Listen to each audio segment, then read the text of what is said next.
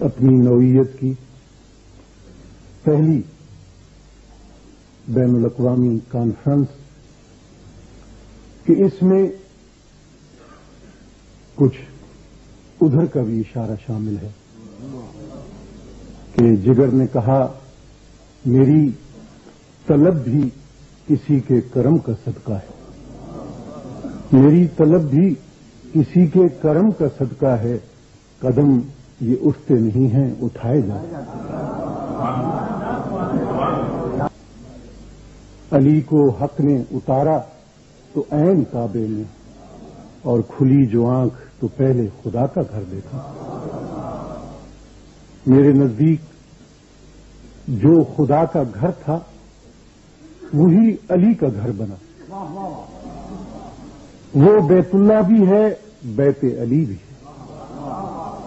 قیامت تک اربوں افراد جب اللہ کے گھر کا طواف کریں گے تو گویا علی کی جائے پیدائش کا بھی طواف کریں گے۔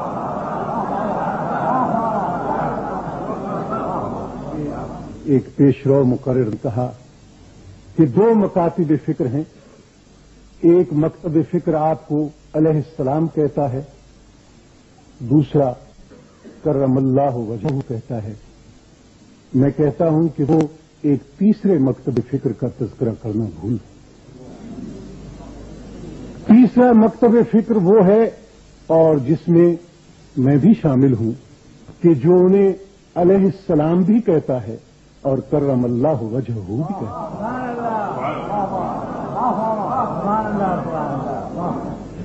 مگر کرم اللہ وجہہ کیوں کہا جاتا ہے؟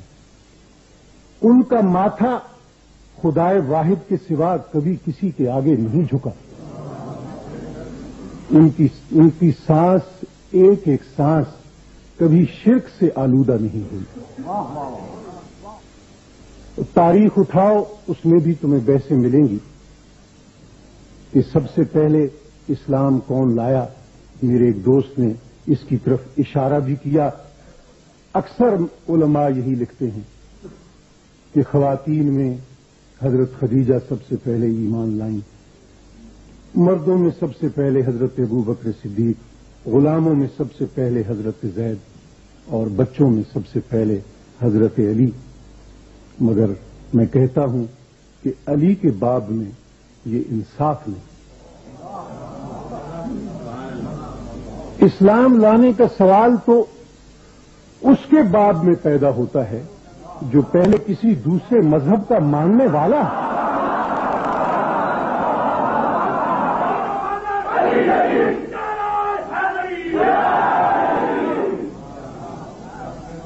جو پہلے دن ہی سے مسلمان ہو، جس نے کعبے میں جنم لیا ہو، آغوش رسالت میں پرورش پائی ہو، اس کے اسلام لانے کا سوال ہی کہاں پیدا ہوتا ہے؟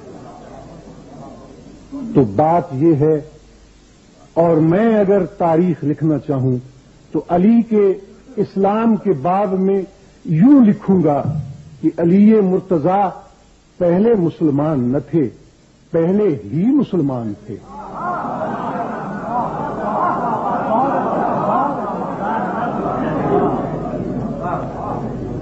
اور مورخوں اور تذکرہ نگاروں کی بھی کیا بات کروں، صرف اسی ضمن ہی میں تو انہوں نے جناب امیر سے زیادتی نہیں کی۔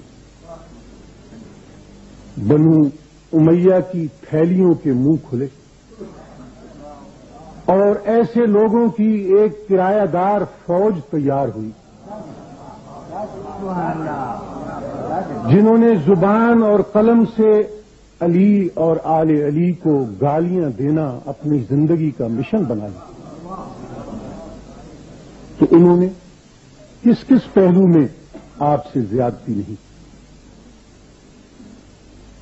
آپ سب تاریخ پڑھنے والے لوگ ہیں، کتابیں اٹھا کر دیکھیے، جناب علی مرتضی کا جو حلیہ ان کتابوں میں لکھا ہے، اسی سے وہ بغض آپ کو ٹپکتا نظر آئے گا کہ جو بنو امیہ کے پروپیگنڈے کا مرہون منت۔ दुनिया की सारी कौमों में अरब सबसे बढ़कर हसीन कौम है। अरबों में कुरैश और कुरैश में बनु हाशिम और बनु हाशिम में जनाब अब्दुल मुत्तलिब का घराना। और ये लोग जनाब अब्दुल मुत्तलिब के पोते जनाब अली के बारे में जो हुलिया बयान करते हैं वो कुछ यूं है कि वो पस्त कद थे, पेट उनका बढ़ा हुआ था, टांगें पतली थी। और ये आपको कमोबेश तारीख की हर किताब में लिखा हुआ मिलेगा। इस हुलिये से तसव्वुर में एक ऐसा शख्स आता है जो खूबसूरत तो कुजा कबूल सूरत की नजर नहीं आती। मगर ये लोग भूल गए कि ये जो सैयदना अली को हर दौर में सैकड़ों खुशनसीब ख्वाब में देखेंगे,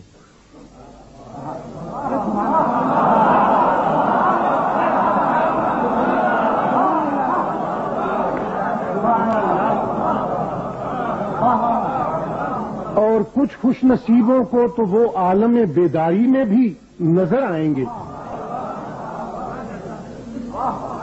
उनकी शहादत को कैसे नजरअंदाज किया जाए। मैं दूर की बात नहीं करता, इसी मजलिस में हमारे दोस्त अली सिद्दीकी मौजूद हैं, जिन्हें जनाब अली ख्वाब में नजर आए और उनकी जिंदगी बदल कर रह गई। किसी मुसलमान की बात नहीं करता, एक गैर मुस्लिम पारसी की बात कर रहा हूं। कल जामिया मिलिया के वाइस चांसलर ने उनकी किताब का जिक्र किया। वो मामूली आदमी नहीं, कई किताबों के मुसन्निफ, मशहूर सहाफी और इंग्लैंड में ऑक्सफोर्ड यूनियन के पहले और अब तक आखिरी हिंदुस्तानी सदर। उनका नाम मिस्टर एफ.डी. कराका है, जिनकी खुद नविश्त सवाने हयात का नाम है देन केम हजरत अली।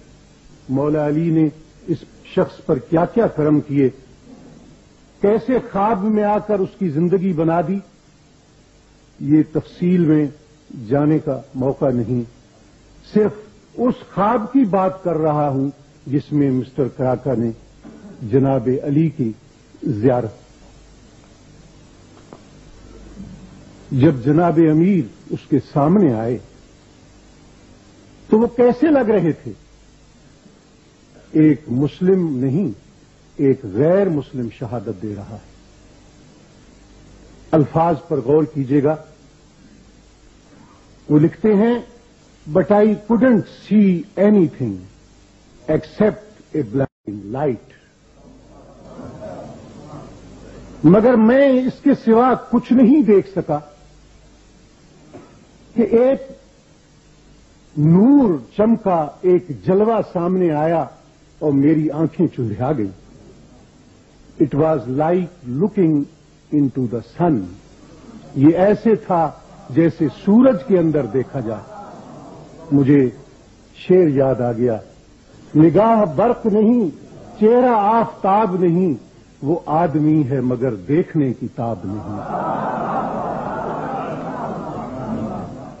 करमल्लाहु वजहहू, जिसके चेहरे को अल्लाह ताला ने खुसूसी फजीलत से सरफराज फरमाया, और सिर्फ उन्हें ही सरफराज नहीं फरमाया, उनके तमाम आबाओ अजदाद को भी सरफराज फरमाया। मेरे दोस्त अल्लामा आगा रूही किबला ने ये बात तशना छोड़ दी। वो इख्तिलाफात में नहीं पड़ना चाहते थे, मगर मैं मेहमान होने का फायदा उठा रहा हूं।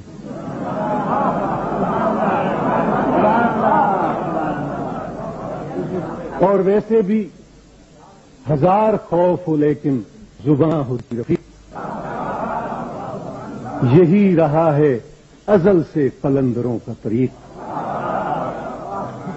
उनके پہلے دو عظیم الشان خلفاء کا دور آسان دور تھا کہ اس میں واسطہ دشمنوں سے تھا.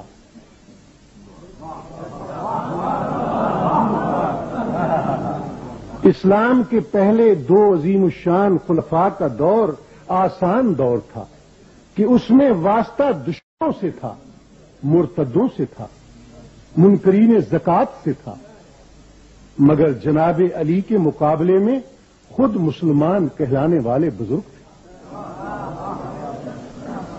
آپ نے اپنے عمل سے سبق دیا کہ جب کلمہ گو مسلمان بھی اسلامی نظام کے خلاف بغاوت برپا کر دیں تو ان کے خلاف تلوار اٹھانا بھی عین شریعت کے مطابق.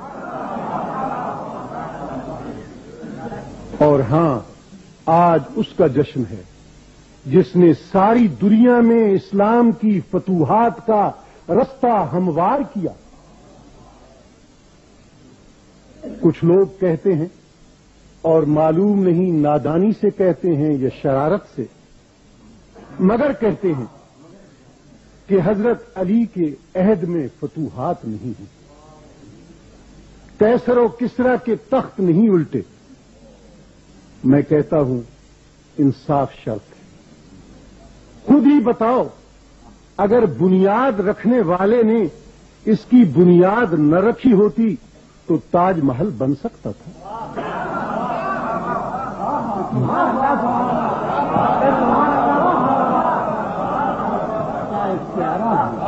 بیج بونے والے نے بیج نہ بوئے ہوتے تو فصل کٹ سکتی تھی. اگر بدر و احد اور خیبر و خندق کے مارکے سر نہ ہوئے ہوتے، ذوالفقار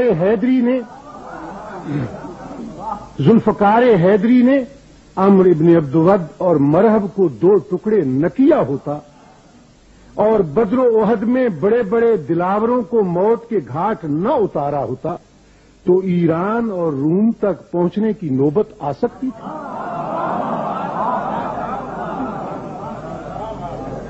ضرب ید اللہی کو اسلامی فتوحات کی تاریخ سے نکال دو گے تو باقی ہی کیا بچے گا؟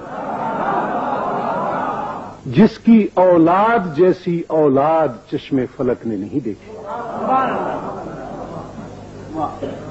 تاریخ کسی ایسے دوسرے خاندان کو پیش نہیں کر سکتی جو حکومت میں نہ ہو مگر پھر بھی دلوں کا حکمران ہو، جس نے ظلم و ستم اور آمریت و استبداد کے ہر دور میں لگاتار قربانیاں پیش کی ہیں. حضرت علی کا نام ایک ایسا پرچم ہے جس کے نیچے ہر مظلوم آ کر کھڑا ہو جاتا ہے. ہمیشہ ہمیشہ کے لیے ایسا فرق پیدا کر گئے کہ بعد کے کسی دور میں باطل کو حق سے بیعت طلب کرنے کی جرأت نہیں ہو سکتی. باطل نے حق سے پھر کبھی بیعت طلب نہ کی. باطل نے حق سے پھر کبھی بیعت طلب نہ کی.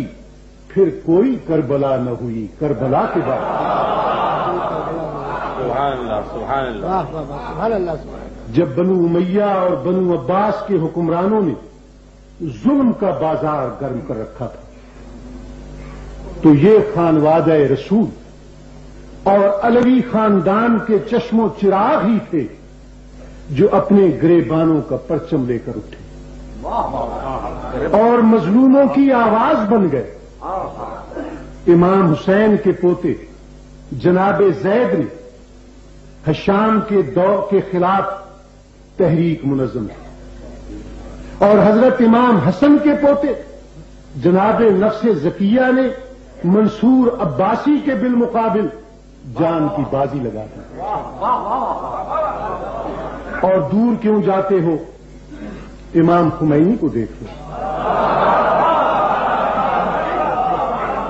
ایک شہنشاہ وقت کو اس بوریا نشین درویش نے جس طرح شکست فاش دی ہے وہ تاریخ کا کوئی کم عجوبہ ہے؟ اس طرح جب جب تاریکی بڑھی، خاندان رسالت سے، خانوادہ سادات کے افق سے، اس طرح جب جب تاریکی بڑھی، خاندان رسالت سے، خانوادہ سادات کے افق سے ایک نہ ایک ستارہ ٹوٹا اور اس نے اپنی روشنی سے روحوں کی نگری میں اجالا کر دیا۔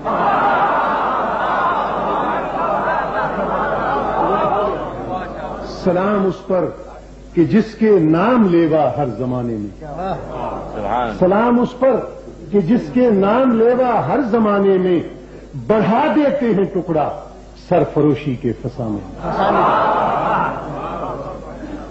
تاریخ اسلام میں جتنے مشاہیر ہیں سب ہمارے سروں کے تاج ہیں، جتنے صحابہ کرام ہیں ہماری آنکھوں کا نور اور دلوں کا سرور ہے، مگر ان میں سے کون ہے جس کی دوسری یا تیسری نسل کے کسی فرد کا نام بھی ہم جانتے ہیں؟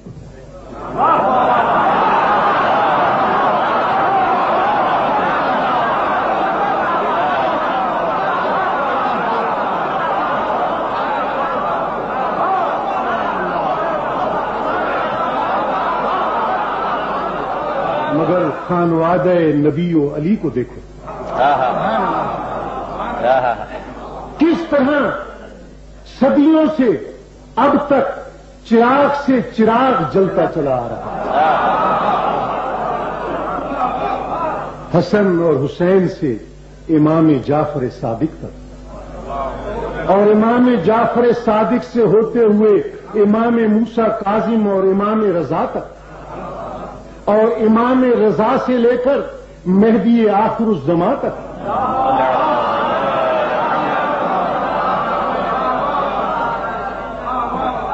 کتنے چاند ستارے ہیں جو آسمان اہل بیت پر جگمگ جگمگ کر رہے ہیں۔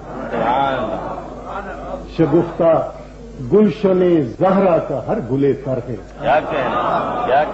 شگفتہ گلشن زہرا کا ہر گلے تر ہے، کسی میں رنگ علی ہے، کسی میں بوئے رسول۔